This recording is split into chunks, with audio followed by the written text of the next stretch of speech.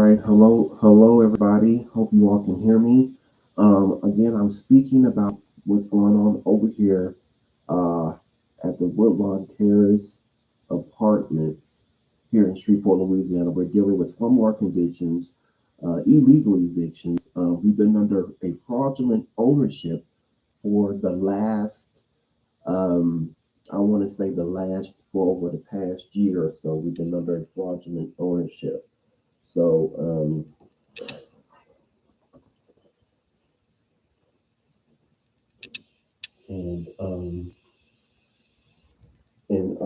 we continue to deal. We are under a again fraudulent ownership, dealing with illegal evictions, dealing with um, deplorable conditions, horrible living conditions.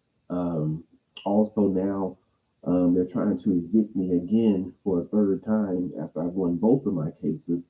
They were called out on the fraud on um, my previous eviction court date, which was about less than 2 weeks ago. So again, I'm being served again some more court papers in order to go to court again. And so now again, um, um, being faced with eviction, being faced going to court. This is absolutely horrible. Again, as I tell everyone, the fact that the matter is the fact that we here these apartments are dealing with deplorable conditions, horrible living conditions, and that is what's going on, and that's what we're dealing with. Deplorable living conditions, unlivable conditions within this apartment complex, mold, rats, mice, mold, all of that. We also for a time we dealt with raw sewage. We were told we were under new ownership, uh, which was told to us last year, which we never was under new ownership, of course. And so now we're continuing to deal with these conditions, these horrible, unlivable living conditions, basically. And this is what we've been dealing with for over a year now. For over a year. So,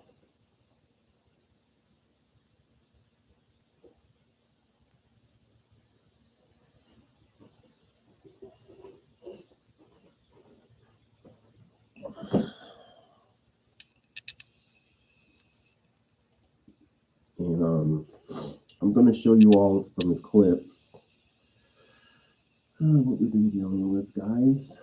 I have a lot in my thing. So let's see, about on my TikTok page. So I want you all to see an example of what we've been dealing with.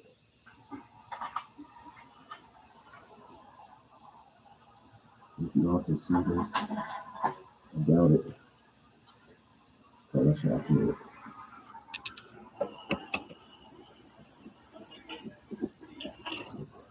Yeah, they still over here. Huh? Yeah, they still over here. If y'all can hear this. Hello, I want to speak about over here at the Woodlawn Terrace apartments. We've been experiencing so many things, like with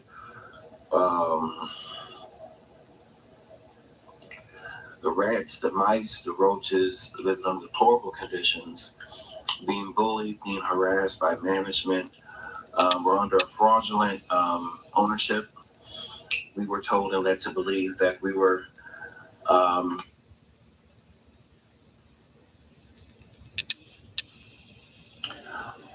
hello, I want to speak about. Okay, let's see. I can see this.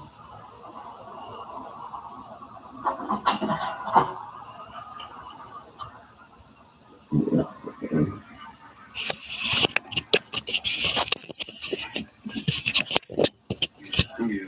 Yeah, they still over here.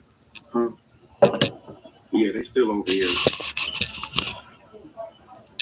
And Yeah, they still over here. Yeah, And they so, they're violations of our civil rights, all of that. I don't. Who told them to come over here? These city marshals. Yeah, they went all in her apartment, getting the stuff out of her apartment. Yeah, these city marshals over here. Yeah. They went all to her apartment trying to get that shit, trying to get that girl stuff out of her apartment. These city marshal people. No, they got the neighbors, dude. He getting the people shit out of there too.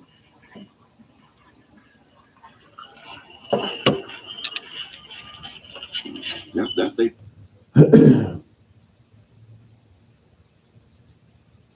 so yeah, y'all. So this is pretty much what we've been dealing with, what we've been going through here in these apartments, as far as just the deplorable living conditions, you name it, we've been going through, been dealing with it. Also, just the overall spectrum of it all. You know, I mean, it's just it's mind-boggling. And not to even mention, then they're still trying to evict people under this fraudulent scam ownership. As far as that is concerned. So I mean, this is ridiculous, and this is sad. Evictions are still going through under this fraudulent scam ownership. These are not the real owners. They never was the real owners. And I'm speaking out not only for myself, but I'm speaking out for all tenants, for all people in these apartments. You know, and the fact that remains is that we had 50% of these tenants get put out in the month of February, knowing fully well these people were not the real owners. These people were not the actual owners. They never was. So, you know, it doesn't make any sense at all. As I said, I've been exposing these conditions for months. You know, for months I've been exposing these conditions and bringing to the light of the corruption that that continues to happen.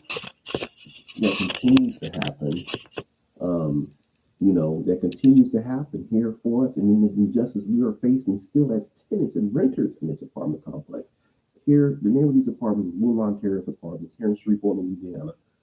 The address is 734 West 68th Street, Shreveport, Louisiana, 71106. And that is what we're dealing with, y'all. That is what we're dealing with. So and I've gone to multiple city council meetings, bringing this to their attention. Their excuse was, oh, this is private property. We can't come over there. No, we're not trying to hear that no more. This ain't no goddamn private property. Excuse me, this is not no private property. Excuse me, Jesus. Ooh, I hope I don't flag this from cussing on here. But this is not private property. This is horrible. And this is a disgrace before all humanity and for all people. I've been speaking out against these conditions for months in these apartments. You know, and I'm trying to brought forth. I filed police reports. I filed criminal complaints. I have called the Department of Justice. We've contacted the FBI. We have contacted multiple agencies concerning this situation. Yes, multiple agencies. And so that is what's going on now, people.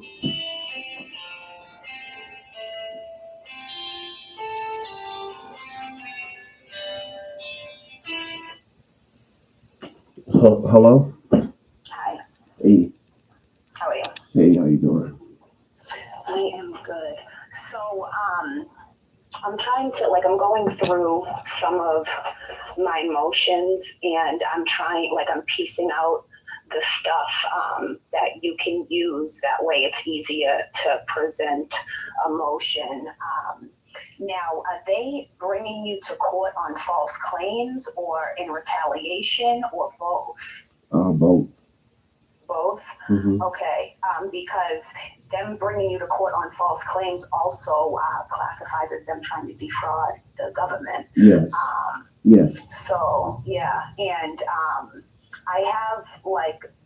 I basically have all like the federal laws for like to work on your behalf, and I just have to kind of go through and just piece in like the state laws for extra backup, because the courts, they won't tell you, but the courts operate on admiralty jurisdiction now. Mm-hmm. So if you don't go in there with a hard-hitting motion stating all your rights, they will neglect your rights because they didn't tell the people that there was a secret meeting, and it's like to pay off the federal debt. So they trick people because people think that they're going to court and that the court knows their rights and has to abide by it, and then they don't. And it's because they don't know that if they don't write their rights in written motion, Mm-hmm. they will neglect them. And then they will also try to make you feel stupid for writing your rights because they don't want to address your rights. Mm-hmm. So they will try to bully you into not writing them, or they will try to bully you in your defense to not bring them up, and you can't let them do that. Right. Okay. But so you can you like print, can you print and make copies of all the photos so that way you can submit supporting evidence? Yes. Yes, I can. Okay, because in like from my experience, they always try to tell like the person who's being evicted that to wait till the hearing and the judge will take the motion or take the evidence, but they won't. They trap you into that. You need to submit it before, and you even want to do it like before the day of the hearing. Like you just want to, that's why I'm trying to help you as fast as possible, because it's on April 5th, your hearing. Mm-hmm. So, which is Tuesday. Yeah, so you want to, maybe we can even piece this together enough for you to be able to submit it tomorrow. Mm. But so what, like, when you were served the eviction, was it handed or was it mailed? And like, was it mailed first class? No, it wasn't even mailed first class. It wasn't handed to me. They just came and stuck under my door. And what we're also learning, the corruption here within the city of Shreveport, Louisiana. How is it that the marshals are serving these eviction notices to the tenants of these complex when they were brought to when I brought this to their attention months ago about what they were doing in here? And that's kind of makes me kind of wonder, like, okay, so you all knew exactly these people were fraudulent ownership, and yet instilling the fact that, yeah, I know you're doing your job, but why would you all later knew since the beginning these were not the real owners, these people were fake and they were fraudulent? You see what I'm saying? Yeah, that's because they're all in on it. Now the U.S. Marshals, they're the ones who are in charge of delivering the eviction. Yeah, kind of like constables here in our state. Constables, Yeah. okay. So I'm gonna look up the constables.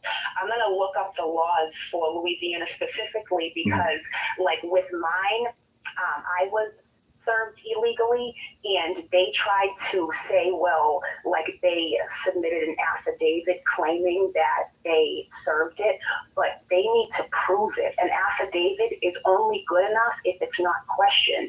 If the defendant is saying they never received it, they need to provide a receipt saying they mailed it first class, because that gives a confirmation that it was delivered. And if it wasn't delivered, they would have received word from the post office that it was never picked up. So I'll look up the specific laws for Louisiana for serving, and hopefully that will work too. And also, when was the last time you filed a complaint against them? This was like a week ago, maybe 2 weeks ago. Oh, a week. Okay, so and when did they file in court? This is my third time going, so every case I've beaten, and that last one I went to, this was just 2 weeks ago. Trying to exhaust you. Right, exactly. And when I went to this last hearing, I beat my case. I even got a copy of my court minutes. They even stated in those court minutes, these people, yes. And so what was the time period between like when the last time they filed in court and the last